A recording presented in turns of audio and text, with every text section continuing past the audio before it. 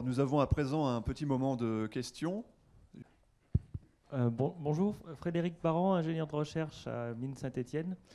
J'ai écouté vos présentations avec attention. Alors, on sent bien qu'il y a quelque chose de très intéressant à se fonder sur ce type de solution, surtout si ça coûte moins cher. Alors, bon, c'était très rapide, mais j'aimerais savoir, est-ce qu'il y a eu des essais de quantification des gains en ressources, en eau escomptés ou estimés par rapport à des types de mesures, et si ça a été fait, à quelle échelle? Est-ce que vous avez des estimations à l'échelle de grands bassins versants, à l'échelle de sites?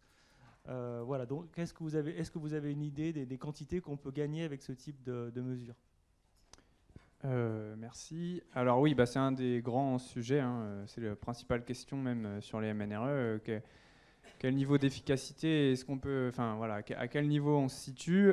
C'est pour ça que cette année on a fait un travail de retour d'expérience. L'objectif, nous, c'était de trouver des cas où il y avait eu du suivi pour pouvoir avoir des éléments. Donc à l'entrée, il y a un recueil que vous pouvez prendre où il y a 10 retours d'expérience avec des éléments de quantification, pas toujours très précis. On a fait avec ce qui avait été fait lors des projets. C'est aussi, donc je ne vais pas répondre à cette question en fait, hein. C'est aussi l'objectif des cas qui vont être présentés durant la journée, c'est de montrer, voilà, sur telle situation, voilà ce qu'on sait que ça a apporté. On ne sait pas tout, hein, mais on a quand même des éléments. Après, je pense qu'il faut aussi pas, enfin, on a dit que l'intérêt des MNRE et de ces types de solutions, c'est la multifonctionnalité, hein. Donc on touche à plusieurs choses en même temps. Par contre, pris individuellement vis-à-vis d'un enjeu, il y a des chances qu'une infrastructure classique dite grise soit au moins aussi efficace, voire largement plus efficace vis-à-vis d'un enjeu. Par contre, là, l'intérêt, c'est qu'on touche à tout en même temps. Voilà. Mais bon, ça, c'est un sujet, je pense, qui va nous accompagner toute la journée, quoi. Quelle efficacité, qu'est-ce qu'on peut en attendre sur tous les REX, quoi. Voilà. Ouais. Donc, de mon côté, pareil, hein, j'ai pas forcément d'éléments vraiment pour répondre à votre question, mais je pense qu'il y a aussi l'histoire du pas de temps sur lequel on regarde. Une infrastructure va peut-être en effet répondre à un objectif précis de façon un peu similaire qu'une MNRE ou une SFN, mais on voit que c'est des infrastructures qui nécessitent de l'entretien, qui ont quand même des coûts élevés.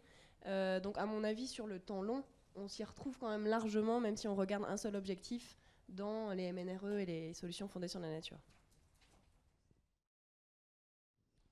Jean-Jacques Hérin, président d'Adopta. Vous avez évoqué que les parkings perméables n'étaient pas pris en compte dans les solutions fondées sur la nature. En ville, un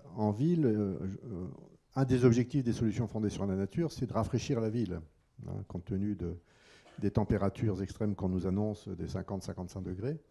Il se trouve que si on compte uniquement sur les solutions fondées sur la nature pour évapotranspirer, cet été, on a pu remarquer que ça n'a pas été efficace parce qu'en fait, on était en stress hydrique. Et si on ne réhydrate pas les sols urbains par des surfaces perméables, les solutions fondées sur la nature ne seront pas efficaces. Donc je pense qu'il faut quand même les mettre en complément. Alors on peut effectivement considérer que ce n'est pas en tant que tel une solution fondée sur la nature, mais que c'est un élément absolument indispensable aux solutions fondées sur la nature. Oui, merci de votre question. C'est vrai que c'est aussi un élément important à mentionner, c'est que les solutions fondées sur la nature, alors c'est un concept, hein, évidemment, ça ne se veut pas remplacer tous les projets de préservation de la biodiversité, et ça se veut également en complément d'autres types de projets. Donc évidemment, ce n'est pas la solution qui répond à tous les défis sur tous les territoires, mais on s'inscrit bien en complément d'autres types d'outils existants pour maximiser en fait, l'efficacité du projet qu'on veut mener. Donc là où on peut mettre de la nature, nous on prône pour en mettre, mais c'est vrai que là où il y a des enjeux un peu plus prégnants ou là où ça fonctionne plus ou moins bien, on peut utiliser d'autres types d'outils en complément, tout à fait.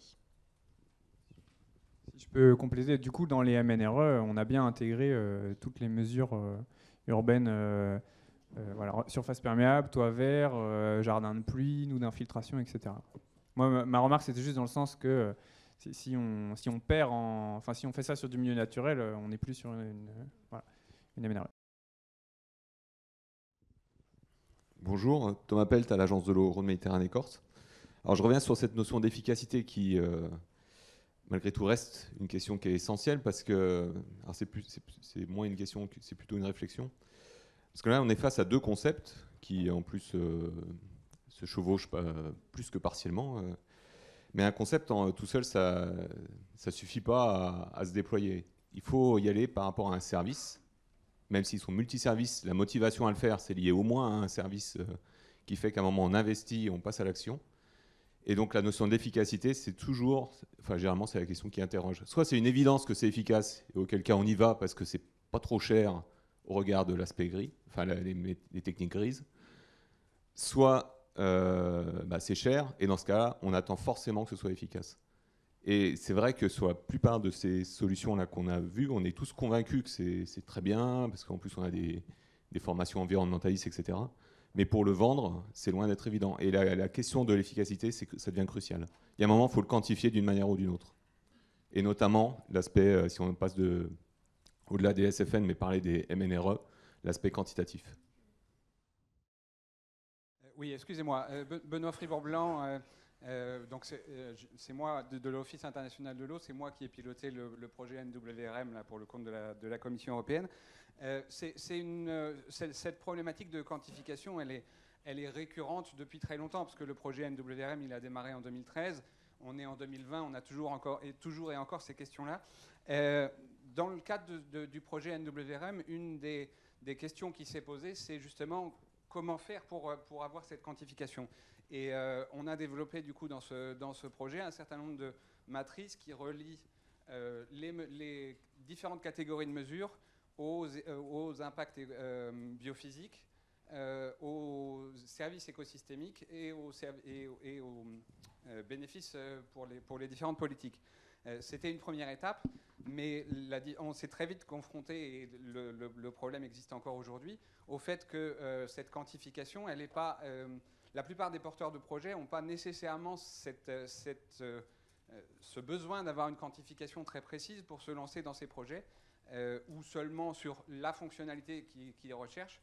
Et donc il y a aussi tout un travail d'éducation des différents porteurs de projets pour les pousser à collecter un certain nombre d'informations qu'ils n'auront pas forcément besoin pour la mise en œuvre de leur projet, mais qui vont permettre derrière vu qu'on est sur des projets qui sont sur du temps long, qui vont permettre du coup d'apporter des éléments de quantification des différents bénéfices retenus. On a trouvé un certain nombre de projets. Bon, Maxime a travaillé pour collecter un certain nombre de projets qui vont être présentés aujourd'hui, mais sur la plateforme NWRM, on en a aussi 150 à travers l'Europe.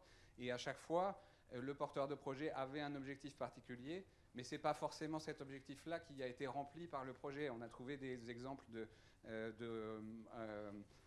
réouverture des bras morts qui ont apporté des améliorations sur la gestion des inondations, alors que le porteur de projet avait plus un objectif de gestion de la biodiversité ou des choses comme ça. Donc il faut aussi garder à l'esprit que chaque porteur de projet a ses propres objectifs qui ne sont pas forcément, à proprement parler, les MNRE, mais peut-être un objectif local, et que ça combine.